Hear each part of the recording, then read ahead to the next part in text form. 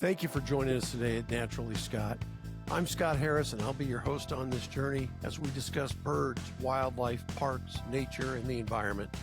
At least once a week, I'll bring you the very best of America's spectacular world of nature, from birds to mammals to reptiles and amphibians, from soaring mountains to endless plains, from rugged coastlines to rivers and streams. Every episode will feature an expert guest, a ranger, a researcher, a birder, an author, a biologist, or an adventurer, someone who has seen what we want to see and been where we want to go. This isn't just another nature show. It's a safari for your eyes and ears. Now let's get started on today's adventure. And as always, stay curious. Hello, I'm Scott Harris with Naturally Scott, and I'm excited that you guys are here today. We've got a great guest. I'll try to speak English. Great guest lined up with lots of good stories. Wayne Klockner, who's the executive director of the ABA, which we will be talking about later in the podcast, but there's a lot to get to before we do that. Wayne is a guest in my book, Why We Love Birds, which I'm grateful for, and where I got some of these questions that I'll be asking him and letting him share those stories with you guys. But Wayne has a 60-year plus birding history. Yeah, at least. And if memory serves from our conversation, Mom was a feeder watcher, not a classic birder. Correct. But through her feeder habits, she got you your spark bird and fired up a career, actually. Yeah, big time. I was age 11 when that happened. Okay, so tell us the story. Tell us what happened. Well, first of all, Scott, thanks for having me. It's great to be here. And my journey in birding started early. I was always an outdoor kid and had the good fortune of living near some family farms in central New Jersey, dairy farms that were full of fields and woods and cousins to go explore them with. And so I got into the outdoors at a very young age. But birds came a little bit later when Mom, who wasn't a birder, decided one winter to put out a bird feeder in our backyard just so she could watch the birds while she was at the kitchen sink. And so we put up those feeders, and sure enough, before long, birds showed up.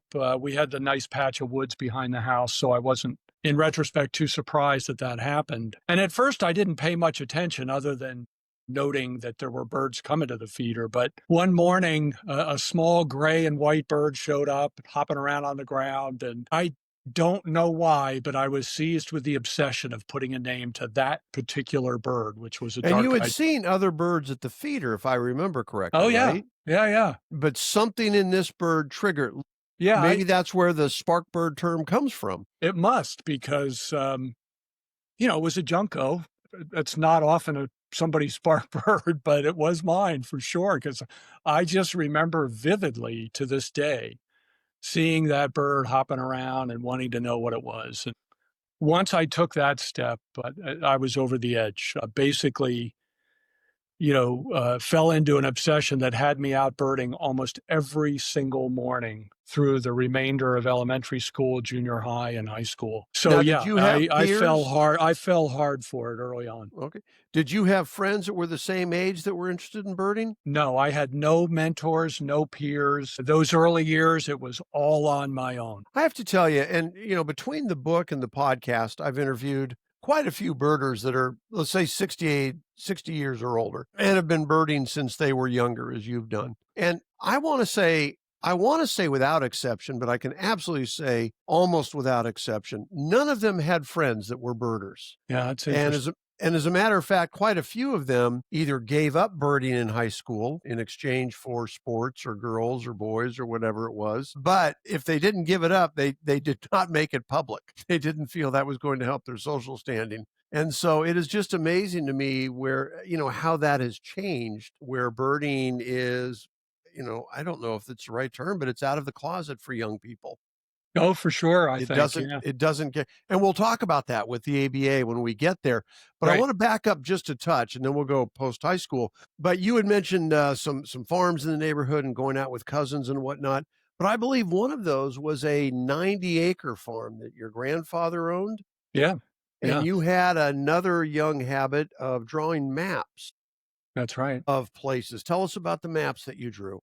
Well, I think that all arose from a book that probably my mom and dad gave me when they realized their son was totally besotted by birds. And the book recommended, among other things, as one gets into the study of birds, keeping a journal. So I started doing that. It was pretty rudimentary, I have to say.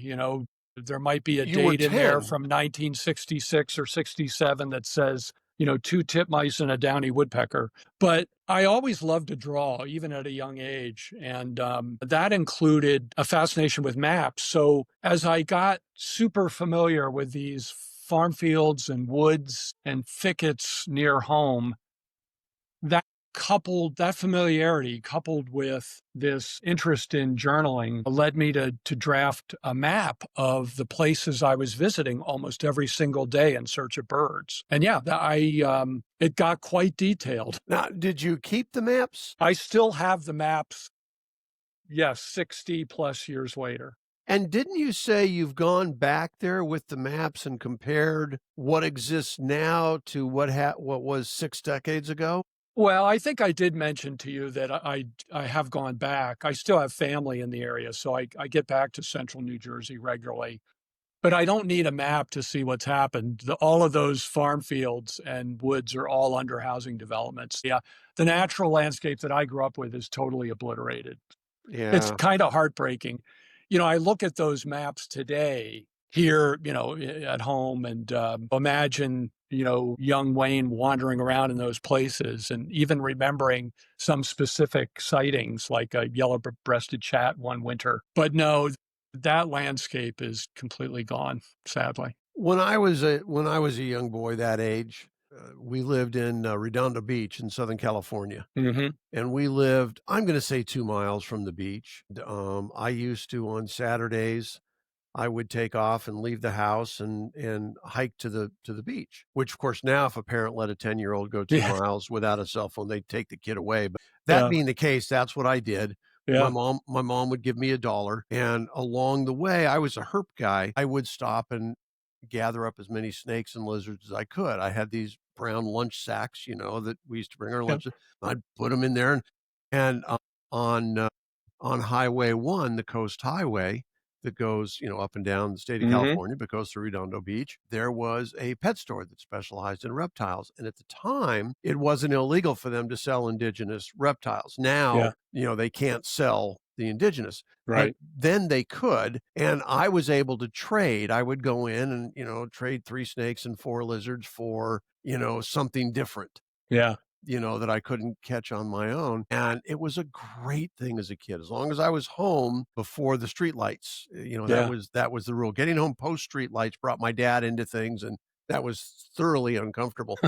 But you would get these great, geckos and different things that you'd be able to trade. And it generated curiosity and enjoyment. But to your point, I've gone back a couple of times. I don't think I could find an alligator lizard. Yeah.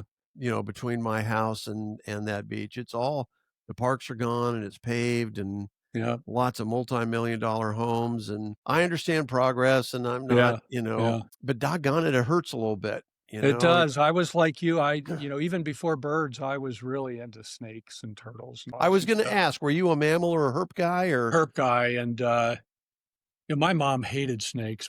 In retrospect, she and dad were so tolerant of my interests. I'd bring home a ringneck snake or a water snake even, and I'd keep it for a while. Then I'd let them go. I never kept them for a long, long time, but I was just, I loved doing that stuff. And the home turf back then, it's hard for some perhaps to imagine, but back then, central New Jersey had spotted turtles, wood turtles, milk snakes, ringneck snakes. I just remember a lot of different things that I would find really close to home, but I'm sure that's not the case anymore. Yeah, it's just 2 old farts sharing old stories, but I loved hearing what you said about your mom allowing you to wander around just so long as you were back before the streetlights came on. It was the same with my parents. And I'd be gone all day in the woods, sometimes alone, sometimes with a friend or a cousin. And, mom said, just be back by dinner and please try to get home dry. And I usually made it to dinner. I rarely made it home dry.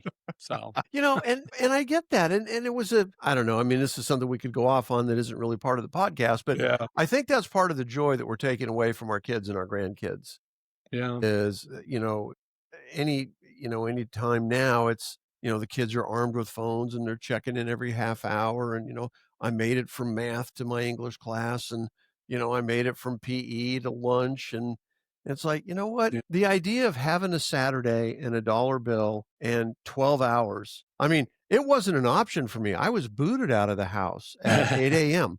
That was my mom and dad. That was their day. uh, And that was my day to get out and be active and to do some stuff. So I had a dollar. I could walk or take a bike. When I was doing the herp thing, I would walk because yeah, you're going to see and find more. But otherwise, I'd take a bike and off we'd go. And the idea, my grandson's 4, and I'm trying to imagine my daughter letting him do that in 5 or 6 years. And I'm not seeing it.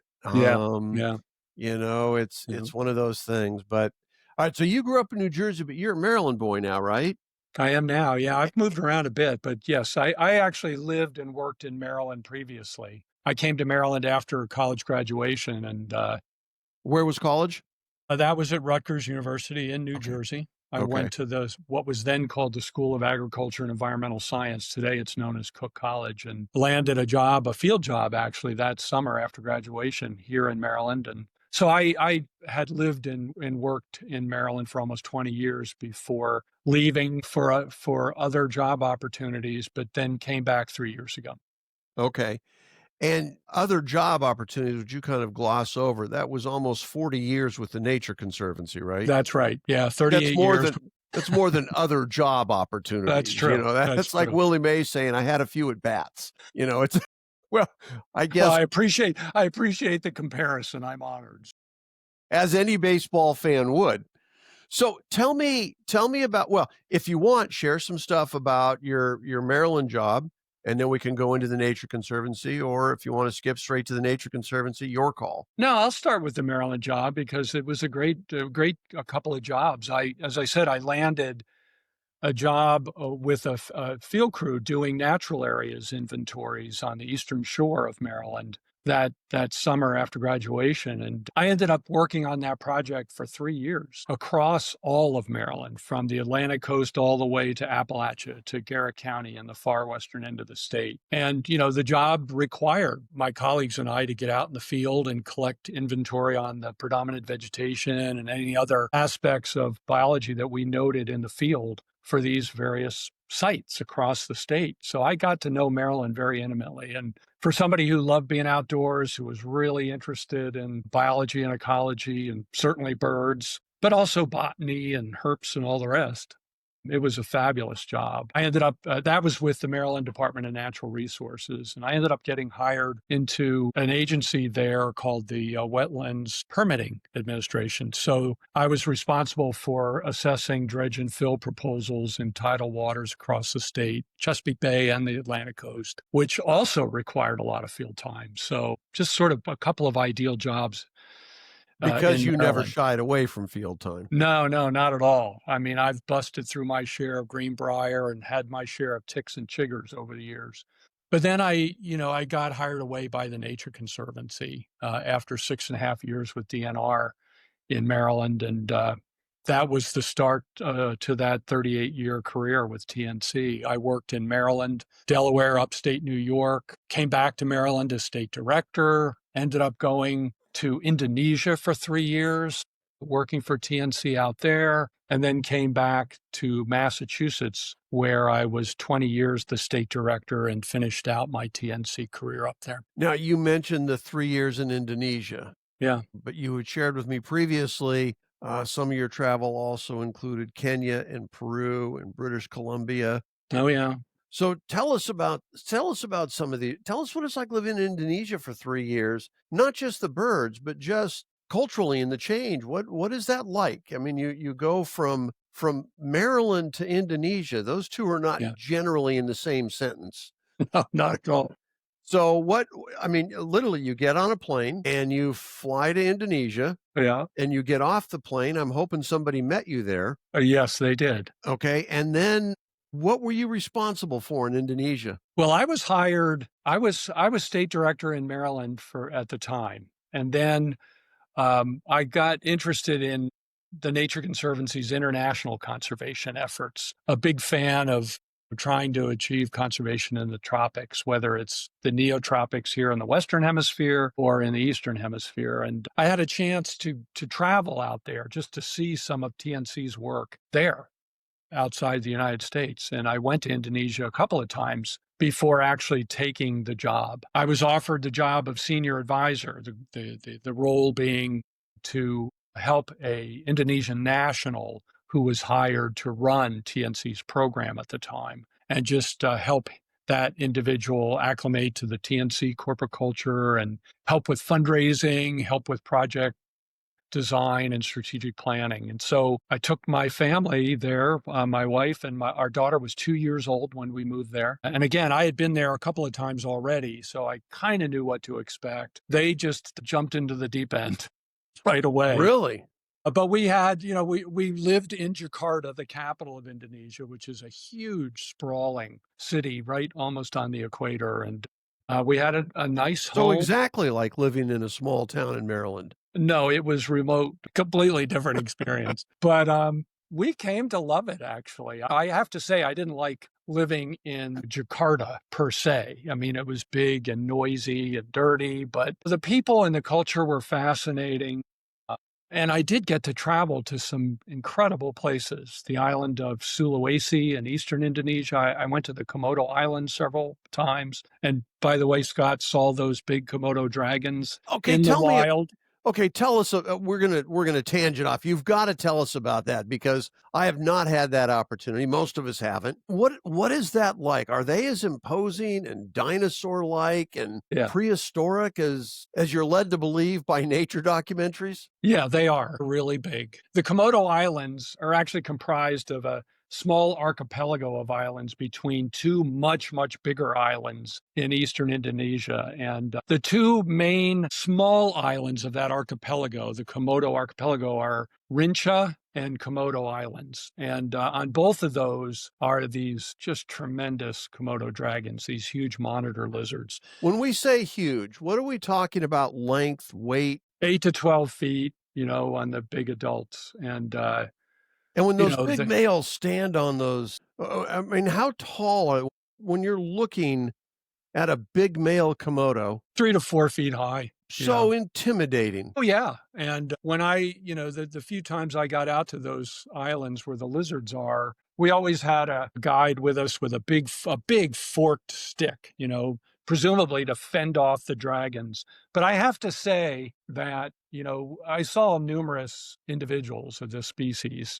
Usually they were just basking in the sun, completely immobile, barely acknowledging your presence. I remember being with a small group and we were looking at this big Komodo dragon up on the hillside. These are quite hot and dry islands, by the way, with occasional monsoonal rains. But it was a hot day and we were in the shade looking at this big dragon, and then the group moved on and I wanted to stay in the shade a little bit longer and just enjoy the view of this big animal. And I heard a rustling in a bush next to me and I looked down at my feet and a small Komodo dragon, maybe 2.5 feet long, a nestling really. They're almost black with beautiful white and green spots when they're young. I walked right across my boot and climbed a tree next to me, the tree that was casting the shade I was enjoying. I thought that was a pretty neat experience. And that was the closest I ever got to one, but it was a baby. And by the way, they climb trees to avoid being eaten by the adults. The young do. Wow. So they're arboreal when they're really young as a way to prevent being predated on by an adult. Well, you know what? And before I forget, and this pertains to any of the stories you're going to share today, but one of the things we do on the podcast is we throw up pictures and images, as we're doing, so they don't have to stare at our face for an hour. Yeah. Any pictures you have of these experiences that you want to text or email me, I would love to include them in the podcast. Well, I appreciate it. I probably won't have any of those trips to Komodo Island, sadly. Okay. Well, any others that we're going to talk about? This was pre-cell phone, by the way. Okay. And I just wasn't carrying a camera at the time. So Well, fair enough. Well, Yeah. that is spectacular. I do Yeah. hope to see those someday. Now, Kenya is another trip you took. My wife and I were there for a couple of weeks, almost a year ago now, last September. Yeah. So tell us when and what your trip was like. And Well, I had the good fortune of what, well, let me back up a step and say that among my responsibilities at the Nature Conservancy, when I was a state director, both in Maryland and in Massachusetts, I had to raise funds to underwrite the conservation we wanted to do, the land acquisitions we wanted to do. And one of my donors, in fact, my most generous donor, I talked into visiting a coastal project of ours in British Columbia. And it took a couple of years to talk him into it, but we ended up putting together a trip for him, his wife, and his son and daughter. And I accompanied them on that trip along with the person who was running the Canada program of the Nature Conservancy. And we just had a fabulous trip. Wolves, grizzlies, orcas, the whole 9 yards. tough day at work for you. It was just spectacular. And apparently, this family had such a good time that they asked my colleague and I to take them to Kenya next. So 2 years later, we were able to make that trip happen. And the Nature Conservancy was doing conservation work in partnership with local entities there in Kenya. And so the trip included some visits to some of that conservation work, as well as, a more traditional safari experience. And we visited northern Kenya. We didn't go to the Masai Mara. We didn't go to those big parks south of Nairobi. Instead, we went north towards the Somali border. And it was just spectacular wild country up near the Matthews Range. And there we had incredibly close and spectacular looks at things like leopards, lions, all of the big game, and a whole host of fascinating birds too. I mean, non-birders, I think, view Africa as the place for big mammals, and hands down it is. You experience that yourself, Scott. Mm-hmm. But the birding can be spectacular there, just spectacular. And the continent of Africa has an incredible list of birds. In Yes. fact, you have to buy bird guides by country because a guide to the whole continent would be unwieldy. Yes. Did you wind up with a favorite bird and or a favorite mammal out of that trip? Well, I love the big cats, and I think getting great looks at those leopards was just a real thrill for me. That's a super thrill. That's a remarkably imposing animal. Yeah. Yeah. When you're out there and you see a leopard by itself on a tree in the middle of the Serengeti, Yeah. and it's just kind of hanging there like a house cat, one leg dangling and the tail slowly wagging, and you're thinking, if I get out of this Jeep, it doesn't even have to work up a sweat to catch me and drag me up that tree. Yeah. I like the cheetahs too, but leopards are like cheetahs on steroids. Yeah, I think that's right. I remember the very first one I saw, we were on a late afternoon drive after having arrived at this lodge in northern Kenya. And we came to the habitat. It wasn't big open grassland like the Serengeti. It was a lot of acacia and a lot of thick, scrubby thickets. So you didn't get many real long views at all. What time of year? I believe it was March. Yeah, see, so we went in the fall and you have a lot less foliage, regardless of the year-round habitat. You just don't, you're out of the rainy season. Right, right. Okay. So we came to the edge of this clearing, and there were quite a few impala standing in this opening, this large opening, grazing. And all of a sudden, they all lifted their heads up and looked in a direction off to our right, not at us, but to the edge of the thicket to the right. And the guide knew what was up, of course, and he called our attention over there, and out of it came a leopard. And that was the first one I've ever seen. And I was blown away. They really, for me, it's just amazing. I mean, these animals, I was thinking about that with the exception of maybe elephants. Mm-hmm. Every animal that's in an area where safaris are has grown up their entire life with Jeeps. It is part of their landscape. It's a tree or a rock to them. They understand them. They know them. Or another large animal moving around. Exactly. And now there might be elephants that, predate that. I don't know the exact dates of the first Jeeps anyway. And so when we were there and you get those lions and lionesses coming right up to the Jeep, and you're sitting in this Jeep and you've seen 1,000 YouTube videos and, National Geographic documentaries. So, this happens. But I got to tell you, for me, the first time I was sitting in a Jeep and a lion decided to come within arm's reach, I'm thinking, well, this is a mistake. I should have been wearing adult diapers in preparation for this particular encounter. And we had a Yeah. lioness who used our Jeep for hunting. Wow. On the other side of us were some wildebeest. So she got in a direct line with the Jeep and just sauntered right up because the wildebeest couldn't see her. Wow. And then she got to the Jeep and then she went around the edge. And then that's when she started, the slinking and the moving. And I'm thinking, she's so familiar with Jeeps that it is part of her hunting cycle. Any advantage she could get. Sure. Absolutely. Absolutely. How about the birds? What were your favorite couple of birds that you saw when you were up there? Well, I've always loved the raptors. So seeing, there's a variety of eagles. We saw a pygmy falcon, which is this super cute, tiny little falcon that lives in the thorn scrub there. It's hard to pick a favorite, Scott, and you know that of me, having talked to me before. Yep. I think of some of these incredibly brightly colored finches and, just hornbills, list goes on. So, yeah, and of course, did you get secretary birds? Sort of the most photographed bird in Africa is perhaps the lilac-breasted roller, just this incredibly colorful and easy to get close to bird that a lot of people have pictures of. Well, and I'm among them, by the way. And I got to tell you, when I saw the first one, I thought, well, this is going to be the greatest photograph in the history of the world, until I realized that those are the equivalent of house sparrows in a street mall out there. And the other one of the small birds that just fascinate me because of the color is the little bee eaters. Yeah. They're those. just, to me, they look like something Disney created, like our indigo buntings. Mm-hmm. That's about the closest we have. Maybe or painted bunting, right? Painted buntings, or maybe a green jay.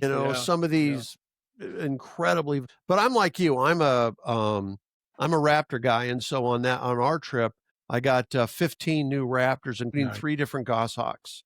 Oh, that's great. Yeah. And so I loved all the mammals, and I got to tell you, man, getting those guys. And one of them was a dark chanting goshawk, which had taken out a snake and was on the ground. And so we got to go park close and watch it. And it hooded a little bit. And nice. And then it, was wary. And I'm thinking, it's going to take that snake and I'll get a great liftoff shot, but I want to watch the behavior. And it decided, you know what? I've seen Jeeps. I'm just going to eat.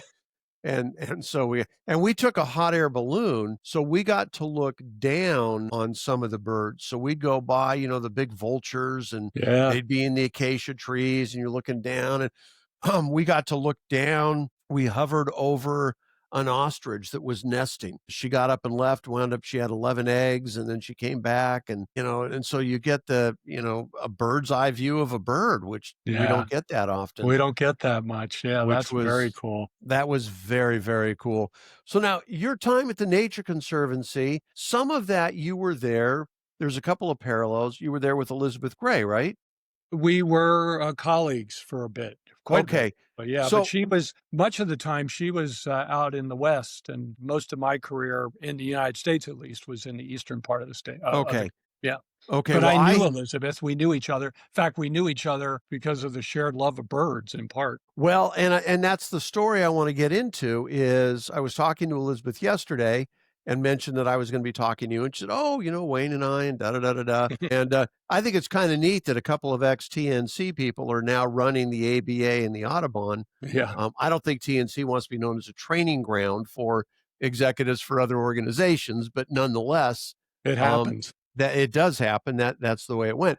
But there is a shared story there, which is Elizabeth's nemesis bird is a Harpy Eagle. And I had mentioned to you earlier, we're hoping to do this TV show on nemesis birds, and Elizabeth has generously agreed to let me try to help her find a harpy, which, by the way, would be a first for me as well. I went down to Panama 2 years ago to get one, and I was staying in the Canopy Tower, which I imagine you're familiar with. I but know the of it. harpies, The harpies are on the other side of the country. Well, Yeah. a national riot broke out while we were there, and we weren't allowed to leave the canopy tower. So I No. never Yeah. got to go chase it. So now I'm going to chase it. But that being said, you have a Panama story about a Harpy Eagle of your own, which the listeners will enjoy, and I'll make darn sure Elizabeth hears and is jealous of. So if you want to share that story, we'd love to hear it. Well, sure. About 3 years ago or so, I got invited to join a group of folks, a couple of whom I knew very, very well, to do a tour of the Darién, far eastern Panama. They had traveled together to other parts of the neotropics, and then my friend George, who was a member of that group, invited me to join them on this Panama excursion. And so we had a local guide that we contracted with through one of the the nature tour companies there in Panama, and spent a little under 2 weeks in the Darién. And it was, by any measure, a great trip.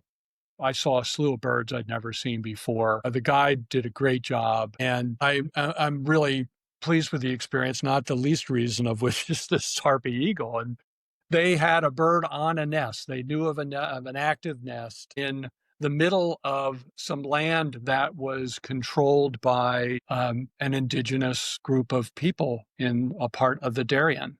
Which is tour guide gold, right? I mean, if you, to know where there's an active nest. That's right. And so we traveled, it was a pretty extensive boat ride on a major river and then up a tributary of that river, which was great birding in and of itself, to a place where we pulled out, moored the boat, got out, and then hiked to this small indigenous village. And we were then joined by a couple of those folks to hike into the nest site. And there was a blind there that they had erected in order to minimize disturbance of the nest itself. The guide set up his scope, trained it on the nest, and said, "Here, Wayne, take a look." And there was the female sitting on eggs. So, it was a watershed moment for me of sorts, given that that bird had been high on the bucket list for decades. Well, that's a holy grail bird even for non-raptor enthusiasts. I would hope so. Yeah, I mean, it's just such a magnificent and powerful bird. So describe the bird for the listeners that may not be familiar. It's one of the 3 biggest raptors in the world. It is a massive animal. It's a huge eagle, forest eagle, predominantly gray with this magnificent crest,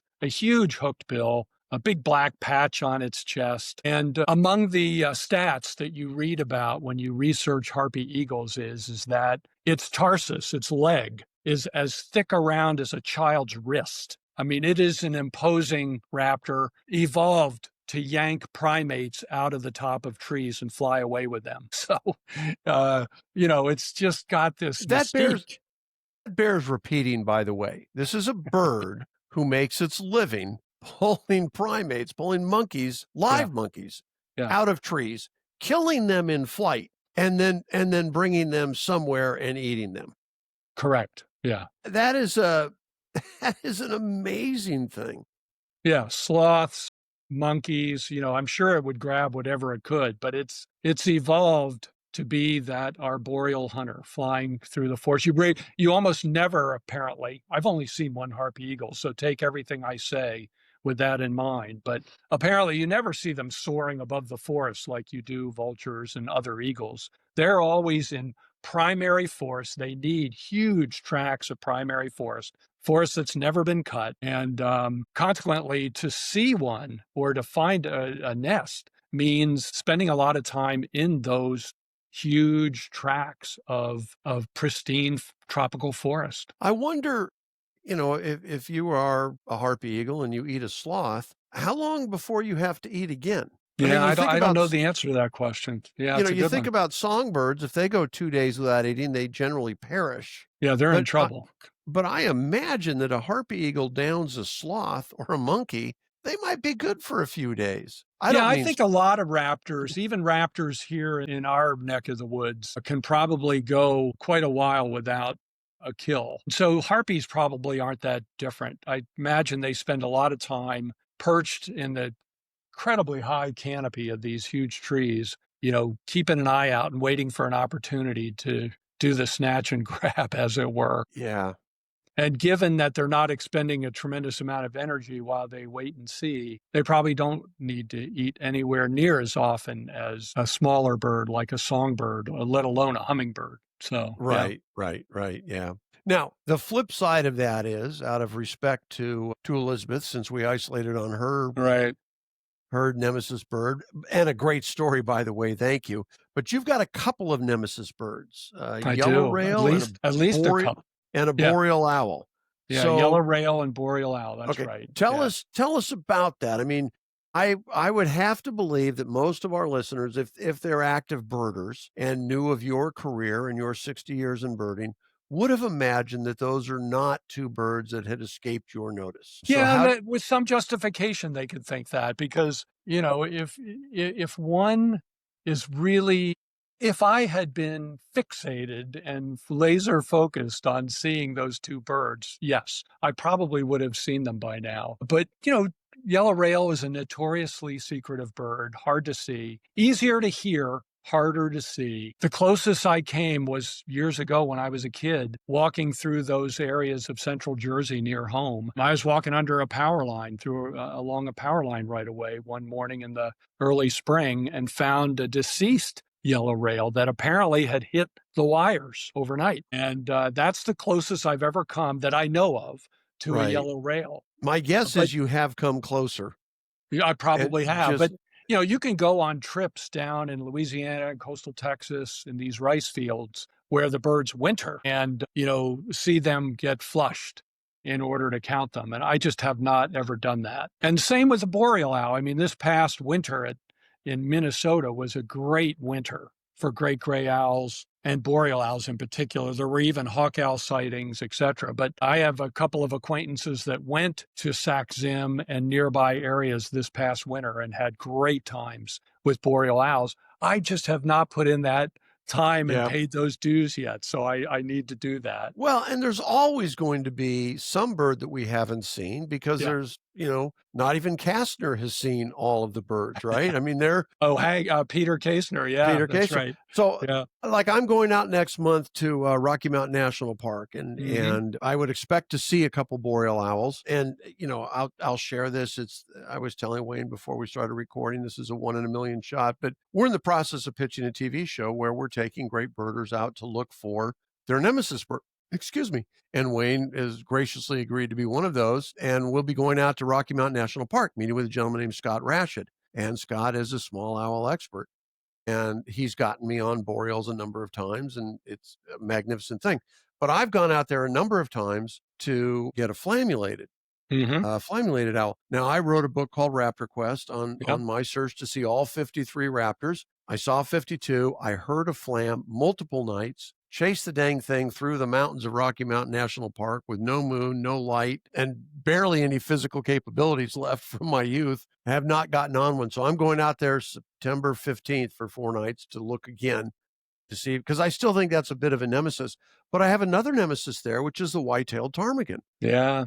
And there's a road there. There's Medicine Bow in Rocky Mountain National Park, and they are all over. Everybody who goes, I can 4-year-old. torture you with my photograph of a white-tailed ptarmigan from that spot last year. Okay, do me a favor and send it. We'll put it up right now in the podcast. I've asked you to eat crow about the boreal and Elizabeth about the harpy, so I'll eat it about the white-tailed. But I am not leaving that park until I see one. And I can't tell you how many times I've been the middle guy with 3 people, and the one in front and the one behind me saw it. Yeah. I can't tell you how many rocks I've turned into white-tailed ptarmigans on that trail. There are a lot of ptarmigan rocks out there on that. There are, and I'm going to count one pretty soon. I'm going to just go ahead and paint a beak on it. But so this is my trip. I'm going to try to find that. I did get a really good look on Saturday, the clapper rail. Oh, nice. We were at the North Carolina, South Carolina border on the Calabash River, getting ready to go out and do a pelagic. And while we were waiting, clapper came out from the marsh, and there was about 4 feet of shoreline to the lake. And unusual, or I found it unusual, it hung out for about 10 minutes. Yeah, that's interesting. And so got a good look at it. If you want, I'll try to turn it into a yellow rail. And that might be a stretch, Scott. Yeah, that might be a stretch. Okay, I did want to ask you, and we are going to get to the ABA, but I did want to ask you, and you have shared the story with me, but I'd like you to share it with the audience about your favorite birding day ever, which I believe took place south of the equator. It did. It did. You know, I hesitate to say it's my favorite. Okay. But you asked me at the time I to did come force up you with into one, it. and this was the one I shared, and it is by any measure memorable. Before we returned to the United States from Indonesia, the family and I decided to visit New Zealand. So we visited New Zealand around Christmas time that particular year, knowing that just a couple months later we were leaving Indonesia and coming back to the US. And so we weren't sure we'd ever get back out to be able to visit Indonesia. So we went, and we were on the South Island at the time, and at a place called the Kaikoura Peninsula, which is on the South Island in the northeastern part along the coast of the South Island. Okay. And Kaikoura is famous because it's a great place to take a boat out of to see sperm whales that come quite close to shore because there's very little continental shelf there off of the South Island. It just drops into deep water immediately. So my wife was really hoping to see these sperm whales, but we had a 4-year-old daughter and an infant son. And the deal we struck was I would take care of the infant son while my daughter and my wife went out to see the whales. And then the next day, Wayne would get his trip offshore to see seabirds because New Zealand is just famous for a huge variety of albatross, shearwaters, prions, you name it. It's just seabird heaven there. Excuse me. Let me interrupt you for one moment. For Sure. those viewers who are not in a mixed marriage as Wayne and I are, which is a birder and a non-birder. When Wayne said the deal we made, we are always making those deals. I have to lie to my wife to get her to go on birding trips and tell her that it's something else. And if we go on a regular vacation, there is always that, how do I get out for a 3-hour trip in the morning or a full day of birding? So that is the mixed marriage of birders, and those deals are a part of our lives. That does come into play. You're right, that negotiation. I'm sorry, continue, please. So anyhow, I tried to do a little bit of research. This was 1998. So, there wasn't a lot on the internet yet that would help me find an opportunity to get offshore. So I opened up the local paper in Kaikoura, and lo and behold, there was a section of classifieds that talked about these whale watching trips. And there was one tiny ad that talked about getting offshore to see seabirds. And it was probably the only classified ad of that kind in that paper. So I called the guy who was a retired fisherman who was now just running boats offshore to show people birds and marine mammals. And I arranged to meet him the next morning to get taken out to go look for birds. So he gave me the time and the location to meet him. I get up, it's pre-dawn. I drive to the spot. It's so foggy you can barely see 100 feet. It is really thick, and it's a boat ramp. And I thought, wow, that's interesting for 2 reasons. One, it's so foggy I can hardly see. And 2, what kind of boat are we going out on? And within minutes, this big pickup truck with the headlights beaming through the fog shows up towing an open boat with an outboard on the back. And I thought, wow. And anyhow, this wonderful Kiwi, this wonderful New Zealander gets out of the truck, and it's the man I spoke with the night before.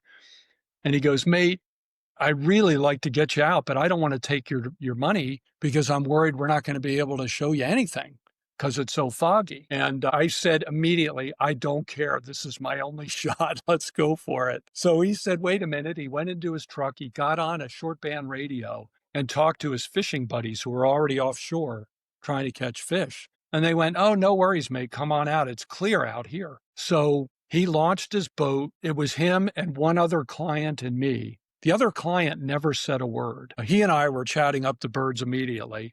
And we motor out through the fog, which by then was beginning to lift. And we probably only motored for 100 or 200 yards before the fog cleared entirely. And right away, I started seeing shearwaters on the horizon flying around. There were 3 or 4 different species in view. There were Australasian gannets flying by, gulls and terns. And then he started to chum. And, at first, a wandering albatross came in and landed and sat right off the transom of the boat. And then a northern royal albatross came in. I mean, it was one thing after another. And we were probably on the water for 3.5, maybe 4 hours total. And I had 5 species of albatross, 2 or 3 gadfly petrels, 4 or 5 species of shearwaters, 1 species of prion, 2 or 3 terns, the gannet. I mean, it was just phenomenal seabirding. And these birds would come right to the boat, an open boat, by the way, again. Fortunately, the seas were relatively calm. And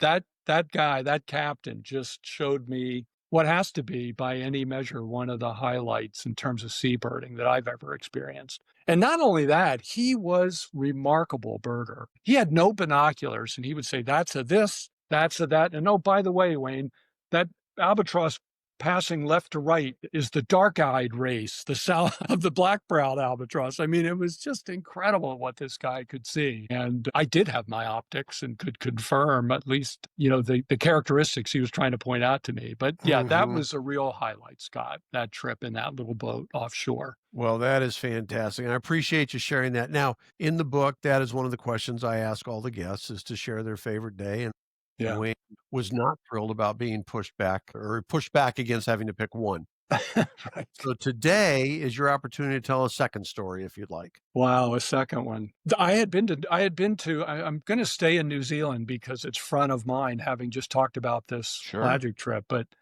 I had been to New Zealand several years before. And that one, I didn't have to negotiate on that trip. It was pretty much birds and fishing, trout fishing. And on the birding portion, I had arranged to visit a coastal site, an estuary south of Auckland on the North Island, which was known for big shorebird concentrations. It's called the Karaka Shell Banks, and it's a protected area today. In fact, you have to make special arrangements even to access the site. Back when I was there in the 80s, I just made a phone call and was able to gain access to it. So we show up in the morning, we go through the gate, we walk across a farm field down to the edge of the estuary, and the tide is out. And when I say out, I can't even see the edge of the water. It's just flats in front of us as far as the eye can see. And the occasional shorebird, that's it. There's not much going on at all. And yes, there were these big shell banks, long, sinuous piles of tiny snail shells that I thought were quite curious. What forms these piles? Well, before long, the tide turned, and I started to see clouds of seabirds off in the distance towards the bay itself, coming closer and closer as the tide flooded this flat. And when I say flooded the flat, it was walking speed, the advance of the water, right? And the birds were being pushed towards us as the tide came in. And I guess it's that big tide range and the currents associated with it that create these shell banks. But before long, we were surrounded by clouds of bar-tailed godwits and far eastern curlews and all manner of other shorebirds. The local races of oystercatcher and a marsh sandpiper. It was just one of the great, shorebird concentrations that I've ever seen. And I've seen some good ones. And by the time we left that site, the only thing that was dry were the very tops of these shell banks, which were coated with birds roosting, waiting for the tide to drop so that they could feed on the flat again. But just seeing the clouds of those birds, many of which I'd never seen before, shorebirds, that's a pretty memorable day too. It certainly sounds like it. Yeah. Certainly sounds like it. Well, thank you for sharing that story as well. Oh, Scott, by the way, I ran into a New Zealander when I was birding at Bombay Hook just within the last week. And he tells me that the Karaka Shell Banks is still a protected area and it's still a great shorebirding spot, which is great to hear decades later from my own experience. I would imagine. I have shared with the viewers before that I'm a new birder. I started 5.5 years ago, a COVID birder, if you will. But I look back, one of the painful things I look back at is the 3 weeks I spent in New Zealand. And I can only imagine how many birds I saw that I didn't think about. Yeah. And how many birds I could have seen had I been thinking about them. That's birding, and you're making up for that lost time, I suspect. I am doing what I can. So Wayne, tell us now about the ABA. What are you doing with the ABA? And what is the ABA doing for birds and birders? Well, thanks for the question, Scott. The ABA has been around for 57 years or so. I remember learning about the ABA when I was, I guess, in my early 20s, working down in Maryland. And I had some birding friends, a couple of whom were actually associated with the beginnings of the ABA. And it was formed initially as a way for avid birders and in particular listers, people who really like to grow big lists of birds seen or heard, to come together, share their lists, share their stories, engage in a little friendly competition, um, and share information about where tough to see birds can be found. And at the time,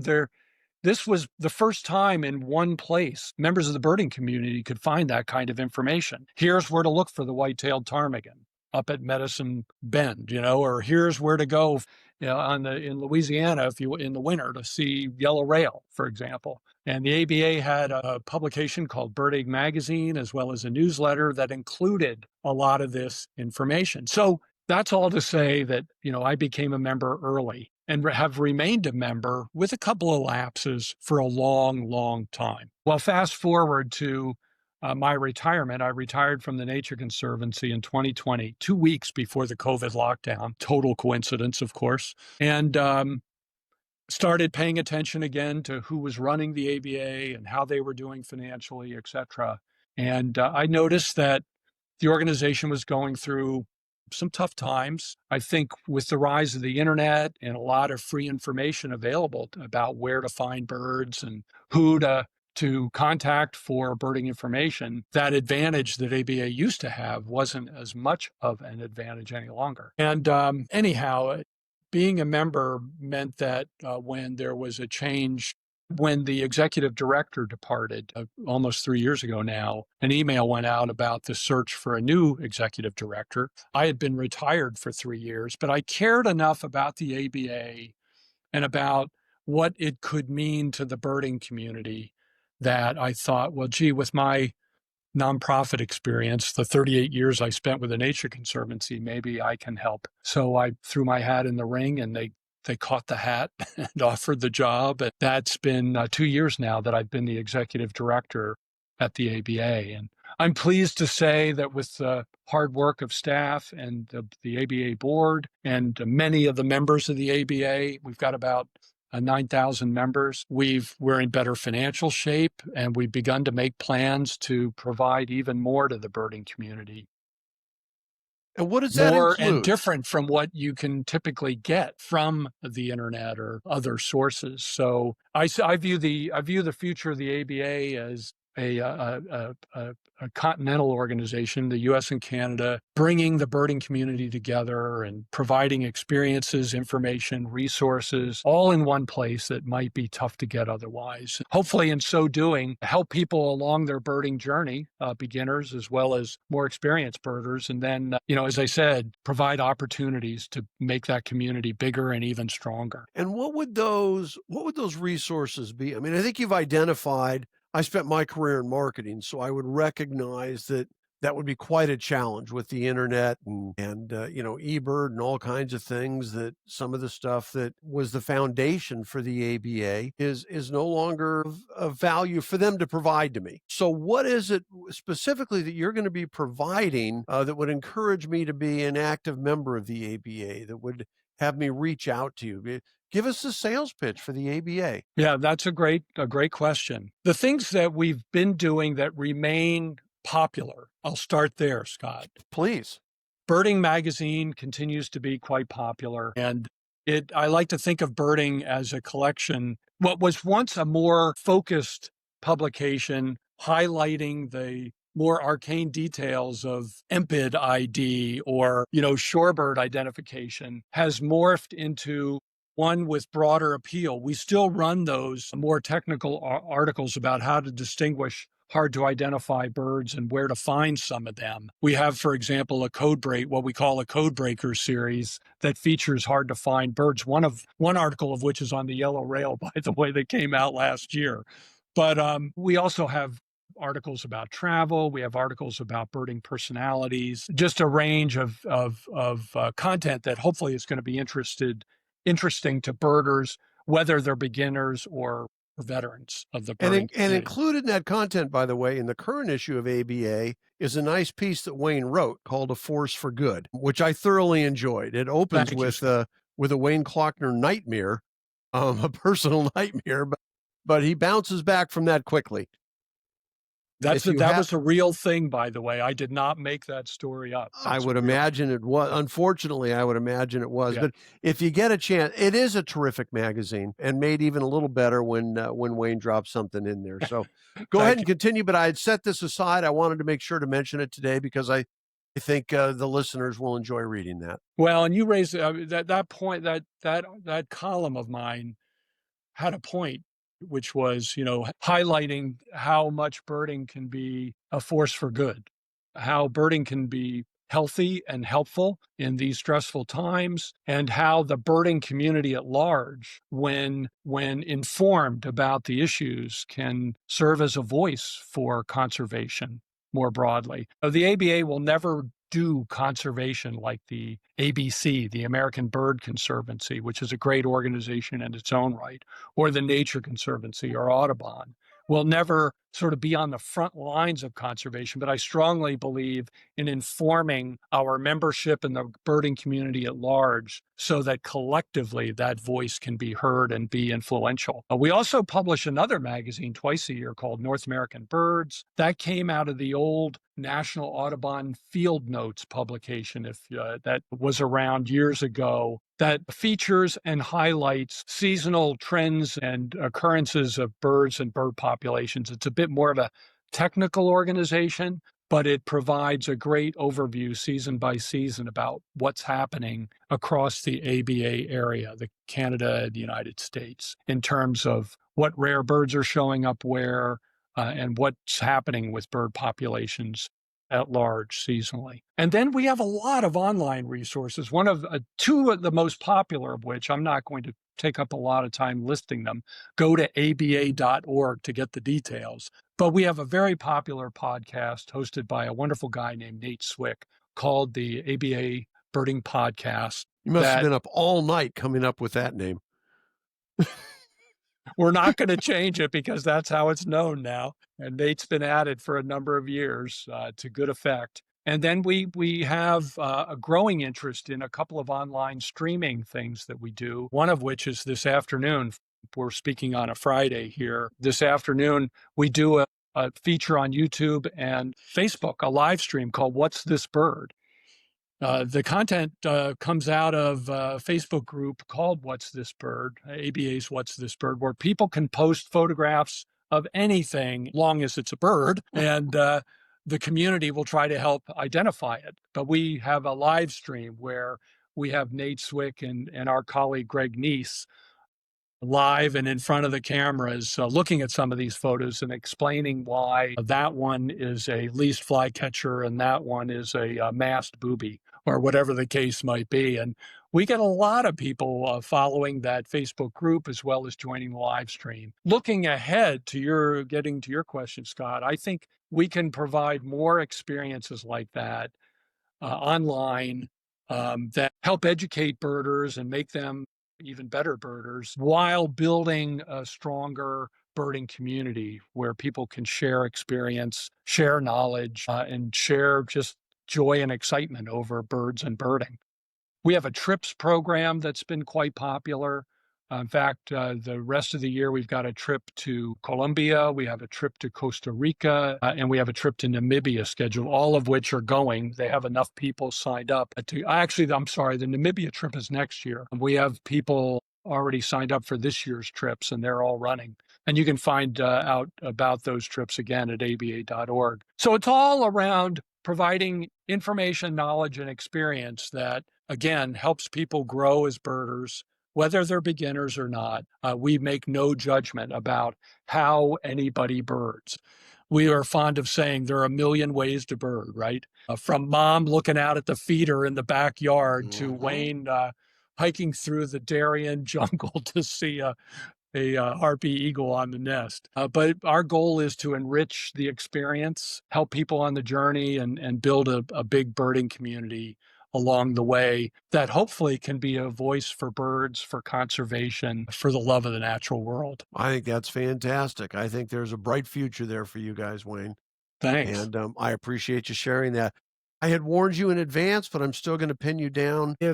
If you could recommend a single book to the listeners, I'm going to assume it's somewhere in the nature, probably even birding specific. But what would it be? What would you think? What would be a great book that you think people might want to pick up and would enjoy reading? Wow, there are so many, but I you did know warn me. You did warn me. that I'm doesn't going to make it go. fair, but I did warn you. I'm going to go with an old book, a book Okay. that's been out for a long time. The author was Peter Matheson, the famous novelist and nature writer. He wrote a book called The Snow Leopard. He wrote novels such as Far Tortuga.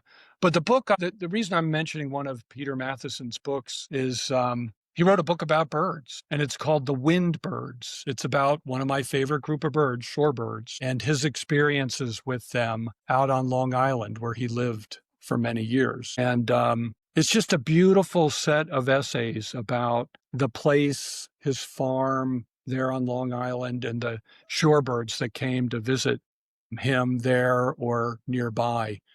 And that book has just always stuck with me. The Windbirds by Peter Okay. Matheson. There should be a cover of it up on a picture of the cover up on the screen here when this podcast comes out. I'll Great. be ordering it myself because I find these things fascinating. Yeah. There's never a shortage of things to read. So getting recommendations from somebody you respect, I think is a huge bonus. So Wayne, I'll bet you just sold a few old copies of that book. So thank you for that. Hey, anything coming up? You have some good trips coming up. Is there anything that you want to talk about, or have we covered most of that through the ABA stuff? Oh, we've covered a lot of great stuff. Thanks. Yes, we have.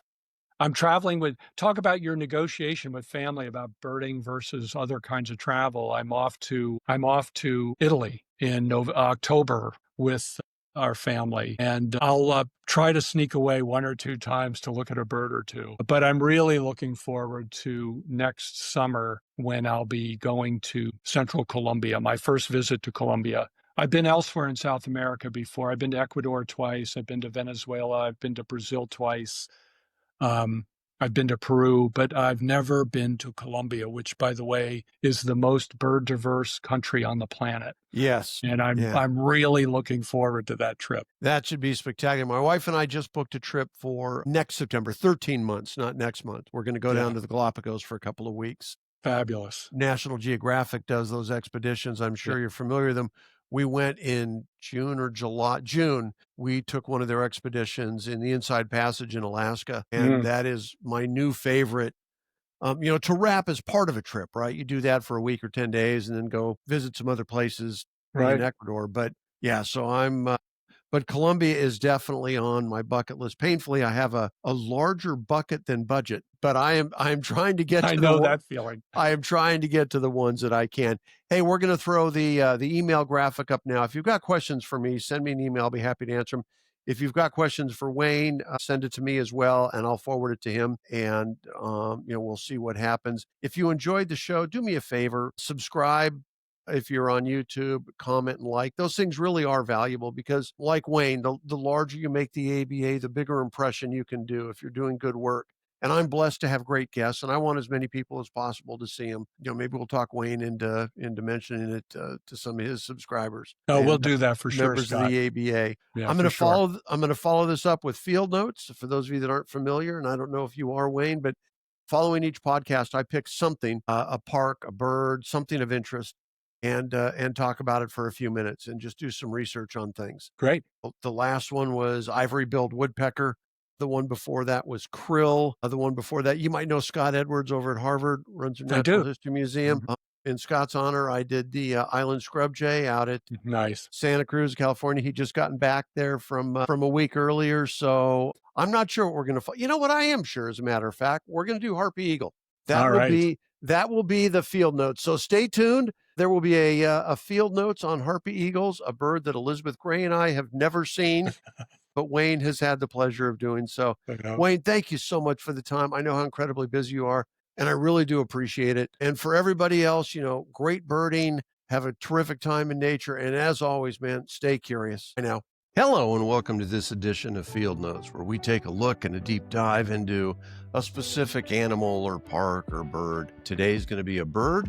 It's going to be a Harpy Eagle, and this is Field Note number 8. And if you got a chance to see Field Notes number 7, which is about the ivory-billed woodpecker, there are little similarities today between our discussion of the Harpy Eagle and the ivory-billed woodpecker, and I want to get into those and have some fun with you guys today. The Harpy Eagle, for many of us, is a myth or a legend or a ghost. For a lot of people, it's the bird that they've tried to see and tried hard to see and haven't been able to. The difference between this and probably the ivory-billed woodpecker is the Harpy Eagle is alive, not always doing well, but it is alive, and it can be seen, and a number of people have seen it, including, if you're watching this immediately following the episode with Wayne Klockner, the executive director of the ABA.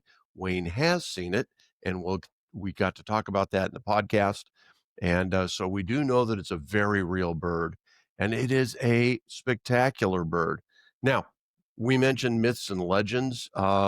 This name actually, Harpy, refers back to Greek mythology and to a creature, a harpy, that used to fly the dead to Hades. That was their job in Greek mythology. And so the Harpy Eagle, again, a bit of a mythical creature, although it does exist, has kind of a fun tie to Greek mythology. The Harpy is a neotropical eagle, one of 2 or 3 of the largest raptors in the world. They can easily weigh up to 20 pounds. There is a captive Harpy Eagle that reached 27 pounds. And to give you an idea, an adult large bald eagle will weigh about 13 pounds. So the Harpy Eagle is about 50% bigger than the largest raptor we have here in the States. The other couple of large raptors, if you're curious, are the Philippine eagle and the Steller sea eagle. Massive birds. I've gotten the opportunity to see a Steller sea eagle up in Maine a couple of times, and they are also huge, up over 20 pounds, and very serious birds. The Harpy Eagle has a range from southern Mexico down to the tip of Argentina, so it covers a broad range, and it needs a huge area. We're going to talk about what it eats, and you'll understand why. It is most commonly seen in Brazil, in Central America.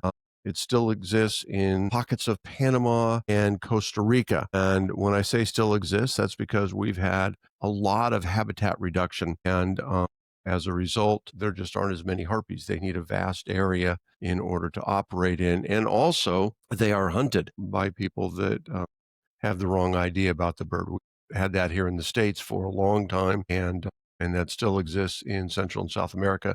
And we're going to talk about that too.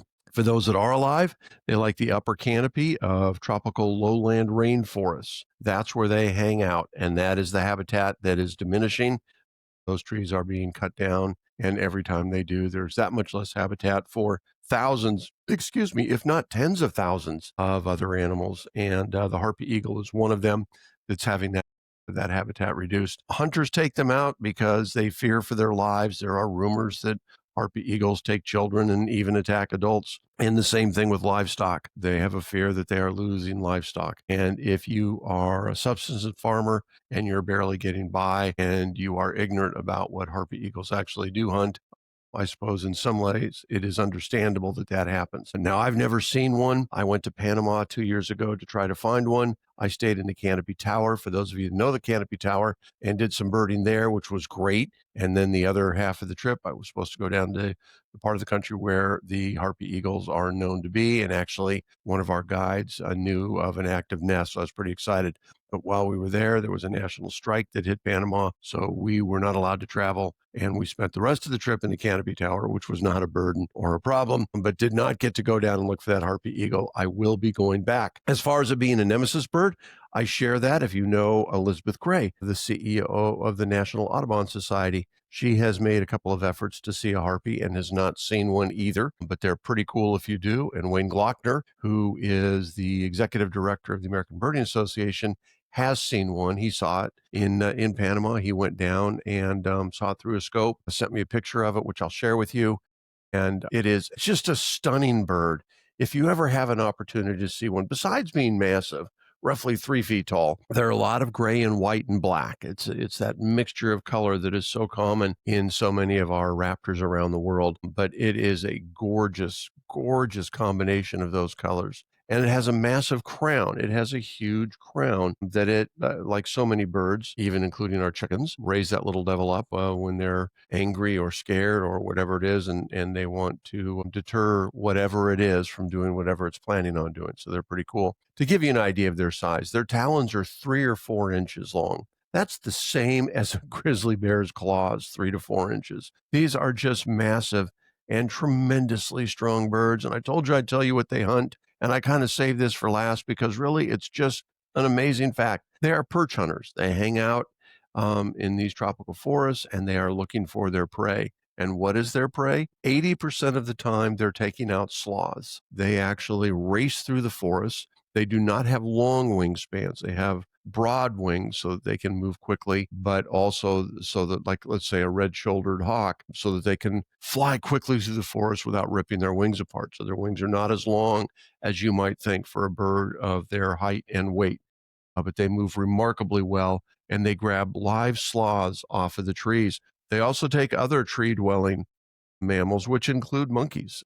They hunt monkeys. And so they will take a live monkey out of the tree. On their flight back to their nest, they puncture its skull and kill it, and then they eat it. They will take birds like macaws, but they prefer the mammals. And that is one of the things that I think makes them, that just allows them to hold such a place in our imagination and motivates our curiosity. Not that we're looking necessarily for things that are hunting mammals, but it is fascinating to think about a bird hunting a large mammal like a sloth or a monkey. If you look for one, if you get a chance, man, good luck. I hope you're able to see it. And I'd love to hear back. Send me some pictures, digiscoped or long range or whatever, because you don't want to get too close to them. Not from a safety point of view for us, but a safety point of view for them. But if you do get to see one, congratulations to you. If you've already seen one and you want to send some pictures, I'd love to see those. And I would share some of those with our listeners and our viewers if you get a chance. And as always, man, when you're out there, be safe and stay curious. Thanks again for listening. Have a terrific day.